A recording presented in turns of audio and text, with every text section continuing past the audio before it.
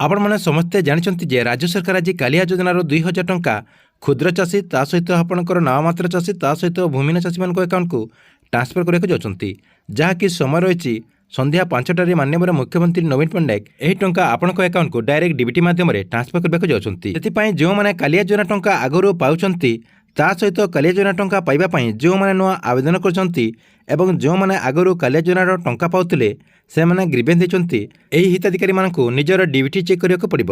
ଯଦି ଆପଣଙ୍କର DBT active ନାହିଁ ତାହେଲେ କାଳିଆ ଯୋଜନା ଟଙ୍କା ଆପଣମାନେ ପାଇପାରିବେ ନାହିଁ। ତାହେଲେ ଆପଣମାନେ କେମିତି ଆପଣଙ୍କର ଡିବିଟି ଆକ୍ଟିଭ ହେଇଛି କି ନାହିଁ କେମିତି ଚେକ୍ କରିପାରିବେ, ଯାହାକି ଆପଣମାନଙ୍କୁ ମୁଁ ଏହି ଭିଡ଼ିଓ ମାଧ୍ୟମରେ ପୁରା ଫୁଲ୍ ପ୍ରୋସେସ୍ ବତେଇବି।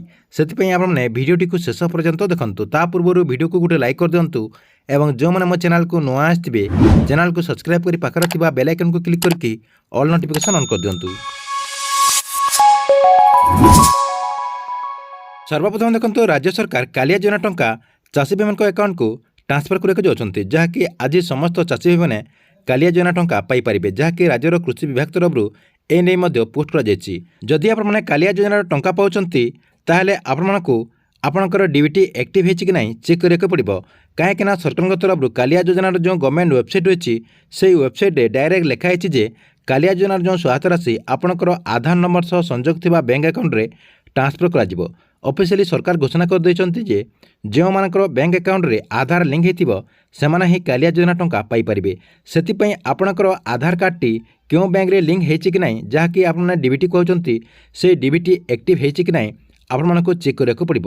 ଆପଣମାନଙ୍କୁ এই ଡିବିଟି ଆକ୍ଟିଭ ହେଇଛି କି ନାହିଁ ଚେକ୍ କରିବାକୁ ହେଲେ କ'ଣ ପ୍ରୋସେସ୍ ରହିଛି ଦେଖନ୍ତୁ। ଆପଣଙ୍କର ଡିବିଟି ଆକ୍ଟିଭ ହେଇଛି କି ନାହିଁ ତାହା ଚେକ୍ କରିବାକୁ ହେଲେ ଆପଣଙ୍କ ମୋବାଇଲ କିମ୍ବା କମ୍ପ୍ୟୁଟରର ଯେକୌଣସି ଗୋଟେ ବ୍ରାଉଜରଟିକୁ ଓପନ୍ କରିଦେବେ।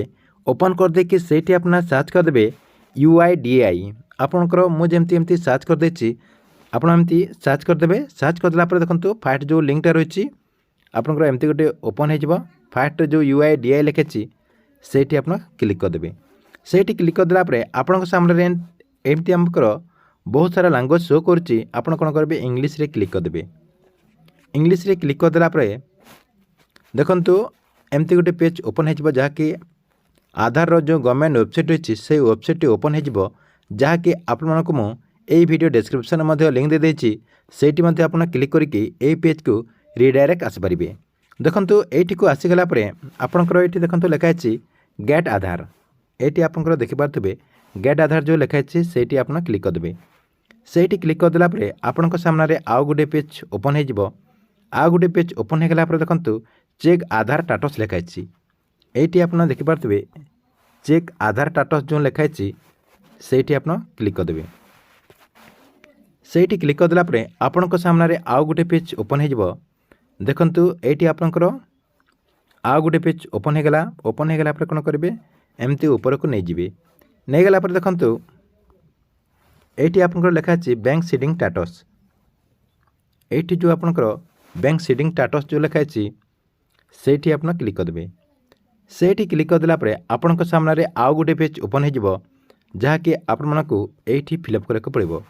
ଦେଖନ୍ତୁ ଏଇଠି ଆପଣଙ୍କର ଯେଉଁ ଏଣ୍ଟର ଆଧାର ନମ୍ବର ଲେଖା ହେଇଛି ସେଇଠି ଆପଣଙ୍କର ଆଧାର ନମ୍ବରଟା ଦେଇଦେବେ। ଆଧାର ନମ୍ବରଟା ଦେଇଦେଲା ପରେ ଦେଖନ୍ତୁ ଏଇଠି ଆପଣଙ୍କର ଗୋଟେ କ୍ୟାପଚା ରହିଛି। এই କ୍ୟାପଚାଟିକୁ ଏଣ୍ଟର କ୍ୟାପଚା ଯେଉଁ ଲେଖା ହେଇଛି ସେଇଠି ଆପଣ କ୍ଲିକ୍ କରିଦେବେ। ସେଇଠି କ୍ଲିକ୍ କରିଦେଲା ପରେ ଆପଣଙ୍କର এই ତଳେ ଦେଖନ୍ତୁ লগইন উইথ OTP লেখা আছে, এইটি আপনার ক্লিক করদেবে। সেইটি ক্লিক করদেলা পরে আপনার যে আধার কার্ড রয়েছে আধার কার্ডরে যে মোবাইল নম্বর রেজিস্ট্রেসন হয়েছিল সেই মোবাইল নম্বর কু গোটে OTP যাব। সেই OTPটা দেদেলা পরে আপনার সামনে এমতি গোটে পেজ ওপন হয়ে যাব, যাকে দেখুন উপরে আপনার আধার নম্বর রয়েছে তা সহিত আপনার যে ব্যাঙ্ক আকাউন্ট রয়েছে কেউ ব্যাঙ্ক আকাউন্টে আপনার আধারটি ডিবিটি আক্টিভ হয়েছে। দেখুন আপনার এইটি দেখুন স্টেট ব্যাঙ্ক অফ ইন্ডিয়া রয়েছে, তা সহিত আপনার ব্যাঙ্ক সিডিং স্টাটসরে যদি আপনার আক্টিভ রয়েছে তাহলে আপনি কালিয়া যোজনা টঙ্কা পাইপারে। তা সহিত দেখুন আপনার লাস্ট ডেট কোণ রয়েছে, আপনার যে অপডেট হয়েছে তার লাস্ট ডেট কোণ রয়েছে এটি আপনার শো করছে। যদি আপনার এমতি আক্টিভ শো করতো তাহলে আপনি কালিয়া যোজনা টঙ্কা পাইপারে। যদি আপনার ইনআক্টিভ লিখুব দেখুন এইটি আপনার গোটে জায়গায় দেখুন ইনআক্টিভ অছি, তা সহিত আউ গোটে জায়গায় আপনার আক্টিভ রয়েছে। যদি আপনার ইনআক্টিভ তো তাহলে আপনি আপনার ব্যাঙ্ক को যাইকি আক্টিভ করা পড়ব, আপনার ডিবিটিটা আক্টিভ করা পড়ব। ঠিক আছে, এলা আপনার কালিয়া যোজনা को नहीं बहुत बड़ गोटे अपडेट। आपण मानक वीडियो केमती लगिला कमेंट बॉक्स रे निश्चय गोटे कमेंट करेंगे।